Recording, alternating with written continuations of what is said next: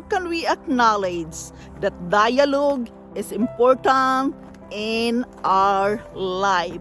Hello guys, welcome to Yundel channel, and today's share is about knowing, acknowledging that dialogue, conversation, talking with each other is very important with our life.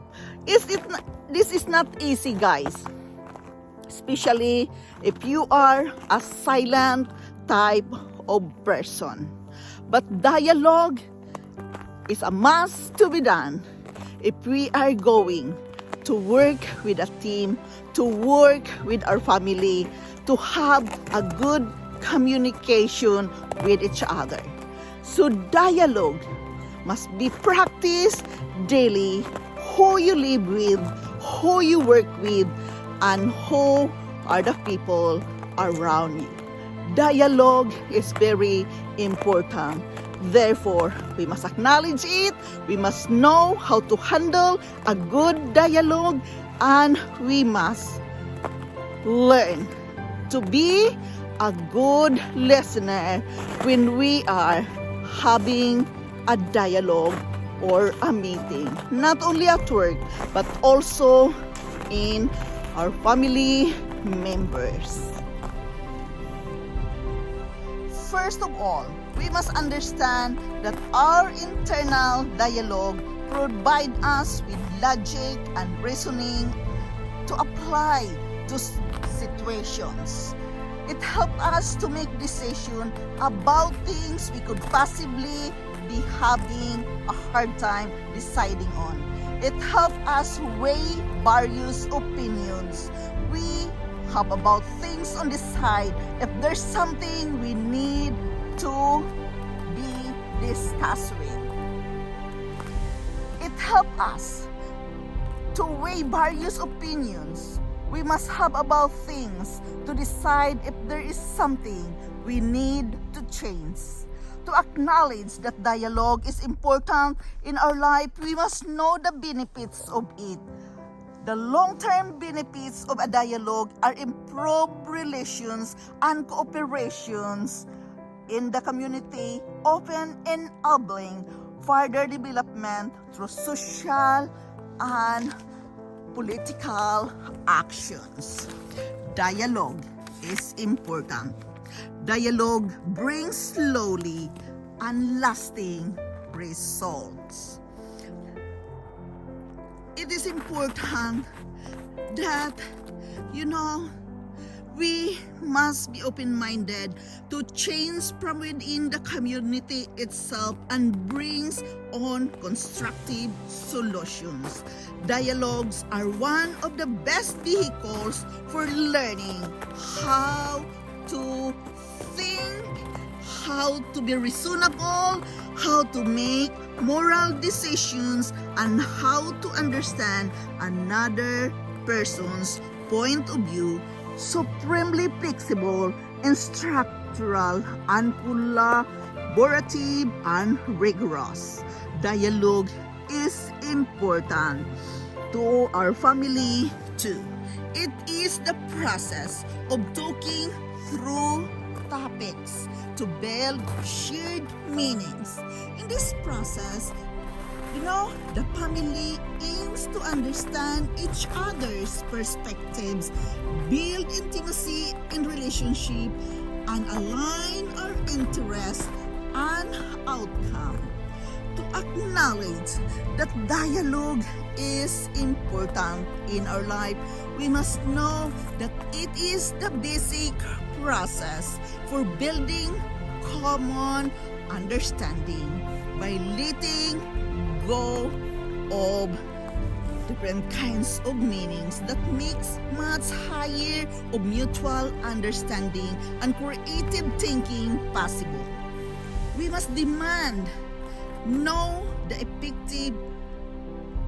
key of elements of writing.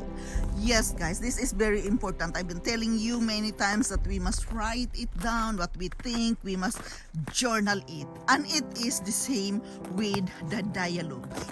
You cannot do the right talking in a dialogue if you haven't wrote it down first. It is very important that we can write it down. That is one of the important elements in effective dialogue. You want to have an effective dialogue? Then start writing it down. Your thoughts, your plans, your wishes, what you want to accomplish in a certain conversation. We can have, the effective dialogue when we know how to listen carefully. Listening to other people speaking, this advice is pretty self-explanatory. We must read the dialogue. We must write it out and speak it loud. Verbalize it during the dialogue session. After we finish a scene, we must read the dialogue out loud to ourselves. It is very important that we can verbalize it. Notice this: when doubt comes, write it down. And maybe it sounds, not so good. It sounds you're just playful. But no, guys, dialogue must be written it down. You have to work with yourself.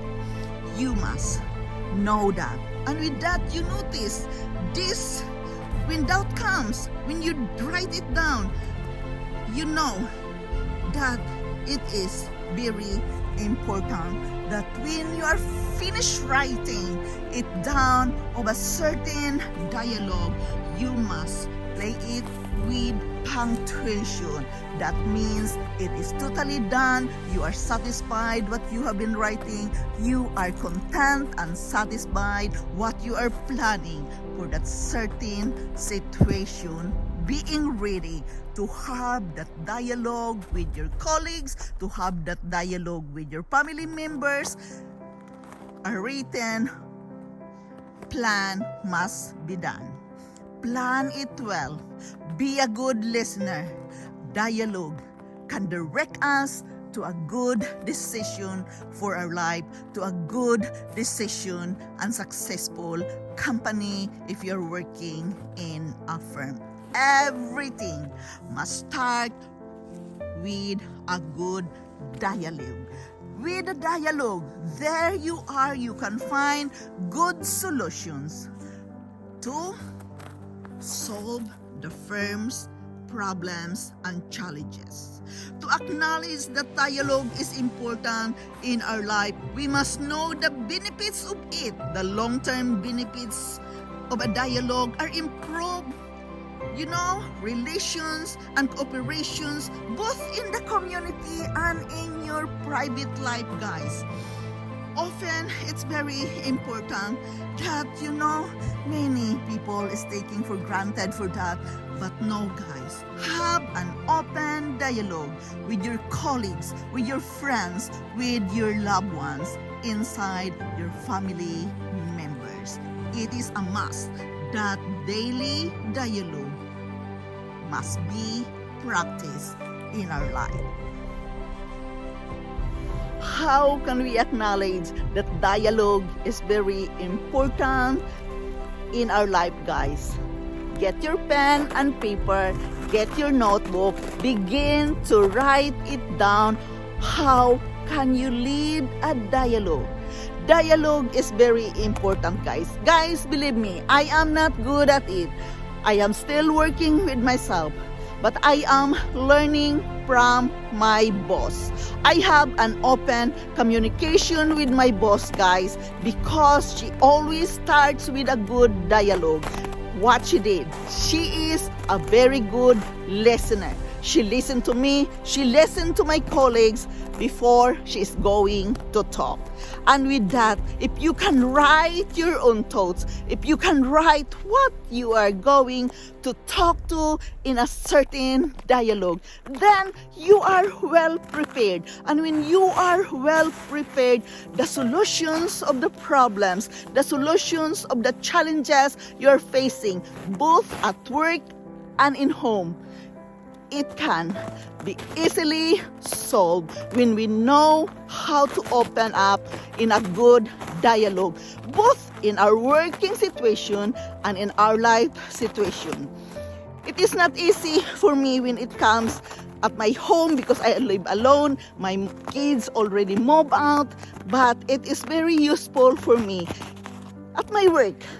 An open dialogue must be done at our work daily. Start with a meeting every morning. So therefore, guys, I am sharing this with you that it is very important that we can acknowledge that dialogue is very important in our life. Again, guys, this is Yundel. Thank you so much for listening. Thank you so much for supporting me here in my life journey. I am forever grateful to each and every one of you. I love you guys, and bye-bye.